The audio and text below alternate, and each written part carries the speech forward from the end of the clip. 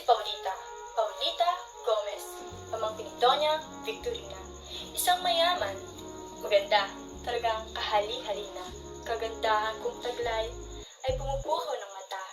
Lahat ng iyong nanaisin ay sa akin matatagpuan. Tulad ng buwan, ang niibig ko ay isa lamang. Habang ang kanyang mga mata ay kagandang pagmasdan na para bang mga bituin na kumikinang sa sariling paraan. Isagani ang ngalan at siya lamang ang gusto kong makasama panghabang buhay. Bawat kagustuhan ay may nakahandang sudarinin. Pangarap ko'y maabot ang tala at sa'yo'y mas mahalaga ang sinalangan lupa. Pagpili ay kinakailangan.